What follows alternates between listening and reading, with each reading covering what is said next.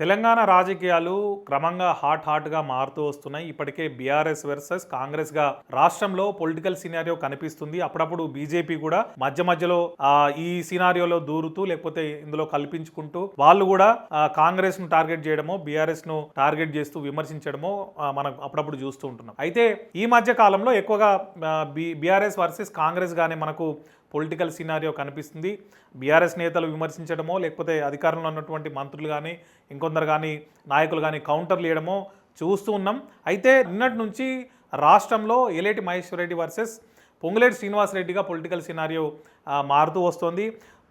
ఏలేటి మహేశ్వర్ రెడ్డి చేసినటువంటి ఆరోపణలు పొలిటికల్ సర్కిల్లో ఒకంత హాట్ టాపిక్గా మారాయని చెప్పుకోవచ్చు. ఎందుకంటే ఏకంగా గతంలో బీఆర్ఎస్ కూడా పొంగులేటి శ్రీనివాసరెడ్డికి సంబంధించినటువంటి రాఘవ కన్స్ట్రక్షన్ విషయంలో ఆరోపణలు చేసింది, ఆందోళన కూడా చేసింది. దానికి మంత్రి కూడా వివరణ ఇచ్చుకోవాల్సినటువంటి పరిస్థితి ఏర్పడింది. ఇప్పుడు అదే అంశాన్ని మళ్ళీ ఏలేటి మహేశ్వర్ రెడ్డి ఆధారాలు కూడా ఉన్నాయి, కావాలంటే నేను చర్చకు సిద్ధమంటూ సవాల్ కూడా చేసేటువంటి పరిస్థితికి వచ్చింది. ఇప్పుడు నిన్న ఏలేటి మహేశ్వర్ రెడ్డి చేసినటువంటి ఆరోపణలో ప్రధానంగా పొంగులేటి శ్రీనివాసరెడ్డికి సంబంధించినటువంటి రాఘవ కన్స్ట్రక్షన్స్కి గత ప్రభుత్వంలో కీలకంగా బినామీగా మధ్యవర్తిగా పనిచేసినటువంటి ఫీనిక్స్ సంస్థ నుంచి 1,000 కోట్ల ఆస్తులు బదిలీ జరిగిందని చెప్పి ఏలేటి మహేశ్వర్ రెడ్డి ఆరోపించారు. ఇందులో 3 అంశాలను పేర్కొన్నారు. ఒకటి, ఫైనాన్షియల్ డిస్ట్రిక్ట్లో 7 ఎకరాలను ఫీనిక్స్ సంస్థ నుంచి రాఘవ నోవా అనేటువంటి సంస్థకు బదిలీ జరిగింది, ఆస్తుల బదిలీ జరిగింది.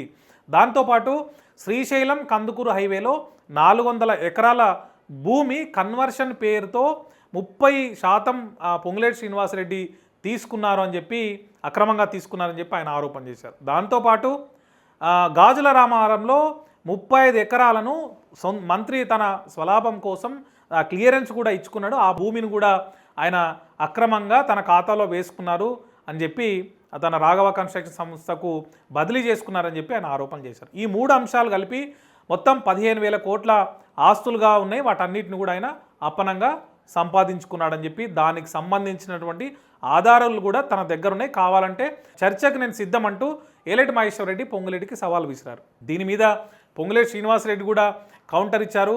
ఏలేటి మహేశ్వర్ రెడ్డి లాంటి వాళ్ళు చాలామంది ఏదో ఒకటి మాట్లాడుతుంటారు, ఆరోపణలు చేయడం అనేది సహజం, దానివల్ల తనేమీ ఆందోళన చెందే పరిస్థితి లేదని, తన ఎదుగుదల ఎలాంటిదో ఇక్కడ ఒకటి నేను రాత్రికి రాత్రి నేను 1,000 కోట్లు సంపాదించలేదు, తన ఎదుగుదల మొత్తం కూడా రాష్ట్ర ప్రజలకు తెలుసు అని ఆయన సర్ది చెప్పుకునే ప్రయత్నం కానీ కౌంటర్ ఇచ్చేటువంటి ప్రయత్నం కానీ చేసినట్టయింది.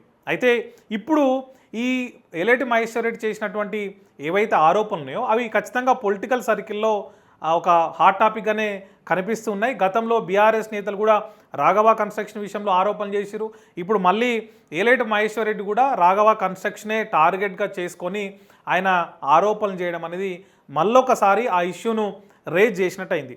మరి ఇది కేవలం పొంగులేటి వర్సెస్ ఏలేటితోని ఆగిపోతుందా? ఒకవేళ నిజంగానే ఏలేటి మహేశ్వర్ రెడ్డి సవాల్ చేసినట్టుగా పొంగులేటి శ్రీనివాసరెడ్డి ఏమైనా చర్చకు వచ్చేటువంటి ఛాన్స్ ఉంటుందా? ఆ మేరకు ఏమైనా ఇంకా ఇది పొలిటికల్ డెవలప్మెంట్ దీంట్లో కనిపిస్తుంది అనేది చూడాల్సింది. కానీ రాఘవ కన్స్ట్రక్షన్ విషయంలో మొదటి నుంచి కూడా ఒక ఆరోపణలు అనేవి పొలిటికల్ సర్కిల్లో వస్తున్నాయి. అది బీఆర్ఎస్ కావచ్చు, బీజేపీ కావచ్చు, ఆరోపణలు చేస్తూ ఉన్నారు. గతంలో పొంగులేటి శ్రీనివాసరెడ్డి వివరణ కూడా ఇచ్చుకున్నట్టు పరిస్థితి నేపథ్యంలో ఆ రాఘవ కన్స్ట్రక్షన్ విషయమే బయటకు రావడంతో ఇప్పుడు మళ్ళీ ఆయన కౌంటర్ ఇచ్చినప్పటికీ కూడా ఇది ఇంతటితోని ఆగుతుందా? మళ్ళీ ఇటు బీఆర్ఎస్ కూడా కల్పించుకోవడమో ఇంకా బీజేపీ నేతలు ఎవరైనా కల్పించుకుంటూ దీని మీద ఇంకా ఆరోపణల తీవ్రత పెంచేటువంటి అవకాశం ఏమైనా ఉంటుందో చూడాల్సి ఉంటుంది. అదేవిధంగా ఏలేటి సవాల్ని పొంగులేటి స్వీకరించి చర్చకి ఏమైనా వచ్చేటువంటి అవకాశం ఉంటుందా కూడా మనం వెయిట్ చేయాల్సి ఉంటుంది. ఏమైనా ఈ అంశం మాత్రం పొలిటికల్ హీట్గానే మారిపోయింది. ఇటు ఏలేటి వర్సెస్ పొంగులేటితో పాటు మిగిలిన లీడర్లు కూడా దీని మీద మళ్ళీ ఎంటర్ అయ్యేటువంటి అవకాశం కూడా మనకు కనిపిస్తుంది.